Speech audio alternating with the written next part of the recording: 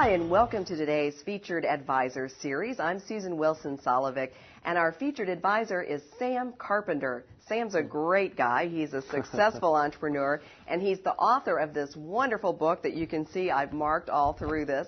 It's called Work the System, The Simple Mechanics of Working Less and Making More. Sam, thanks for coming back. Thank you, Susan. Now, we've talked a lot about this book, and today we're actually going to be talking about one of the things that makes my eyes cross, and that's documentation, documentation, documentation. But you say in your book that documentation is really the thing that separates the men from the boys in business, so to speak, and I don't mean that from a gender standpoint, right, but really from successful, sustainable companies to those who flounder. Well, we talked in our last segment about the difference between a large successful business and a small business. If you had to put it in a nutshell, what would it be? Boring but true documentation. Right. Things are written down, these organic processes that can ebb and flow through the day depending on who's doing them or the mood of the day or whatever, the weather. How do you get those processes to be perfect every single time? And how do you keep making them better and better and better? Documentation is the only way to do it that I know about.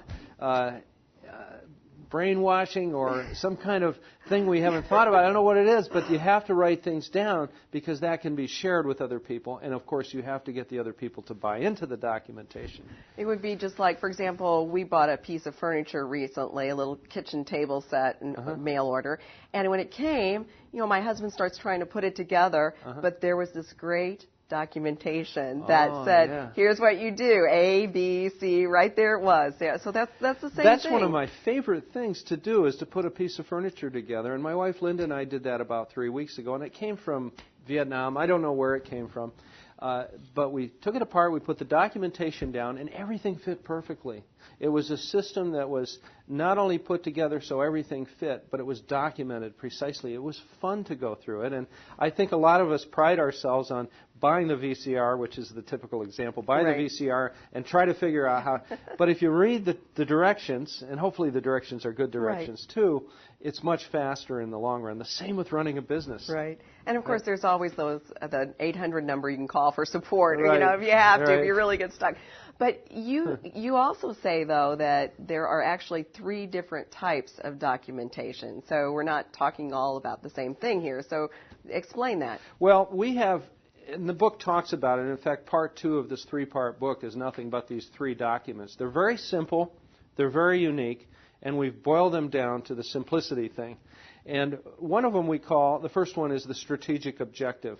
That's somewhere between a mission statement, which mission statement usually does no more than to make the board of directors feel good, and you're trying to impress the staff, and they're over here snickering about it. Or it's something you can blow up and make a nice poster and hang it on the wall. And everybody walks in, okay, we want to be the best, and we love our customers and all our employees. We want them to be happy, and all. And that's great, and we all understand that. And then on the other end of the spectrum is the 5-year work plan, which you never hear about anymore because things move too fast.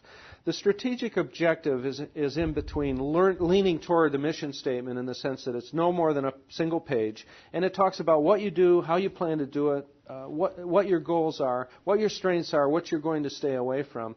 And I have a whole chapter on it in the book. So that gives you direction. We call it our Declaration of Independence. There's some great parallels here that Linda brought out to me after I wrote the book.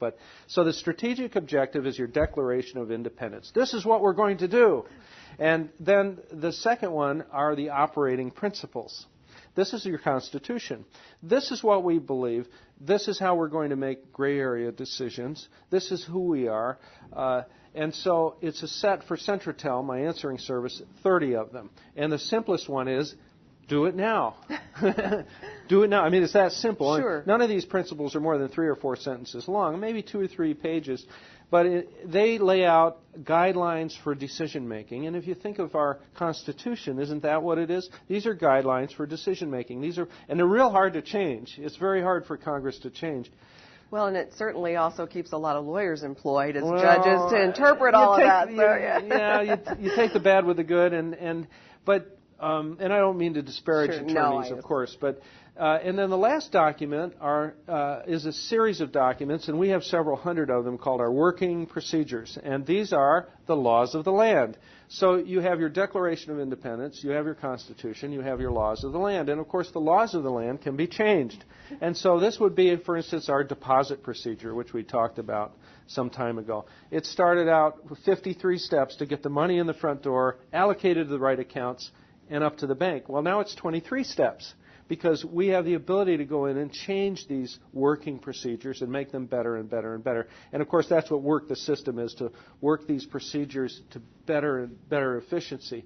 But with these 3 documents, which are not at all difficult to put together, a company has direction, they have guidelines for decision making, and they have strict protocol for making things happen in the most efficient way possible.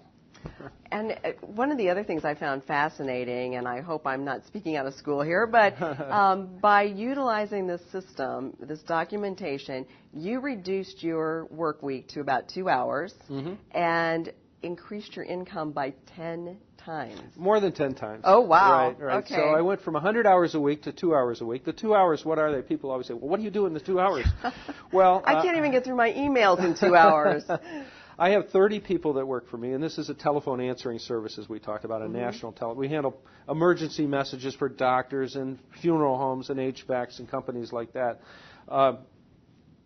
But I spend an hour of the week with a staff meeting to remind everybody, hello, I'm your leader. Here, right. And then the other hour is spent, I pay the bills. Okay. So we run a couple of $100,000 a month through the business, and I want to know where the money's going. That's one of the things that I think I should do as the leader, and that's all automated through bill payer at the bank.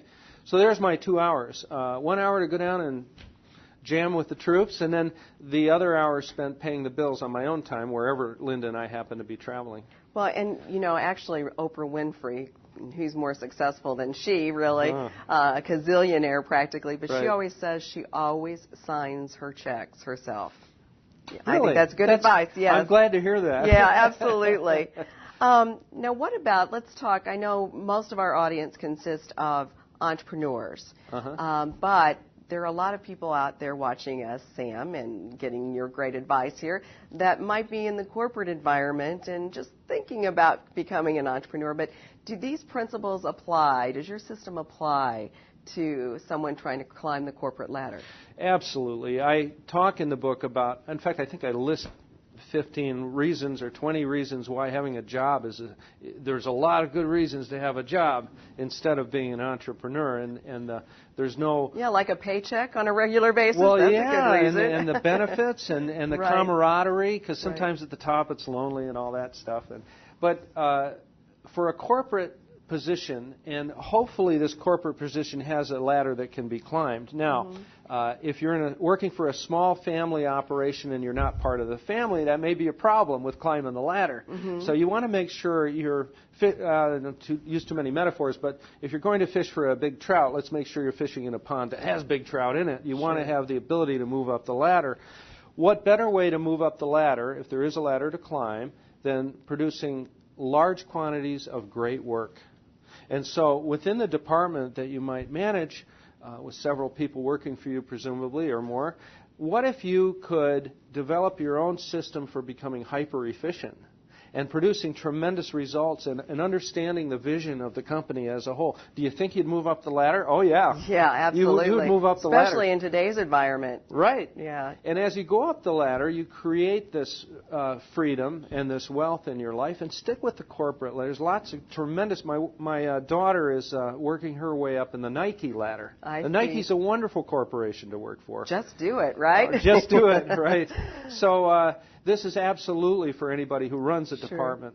You bet. Yeah, good. Great advice all the way around, Sam. We appreciate you being part of our team here at SBTV. Thank you, Susan. And I hope that all of you will join us again for more of Sam's great advice here on our Featured Advisor series. And be sure and check out some of our other Featured Advisors right on our Featured Advisor channel. Thanks again for watching us. And remember, at SBTV.com, small business is our only business.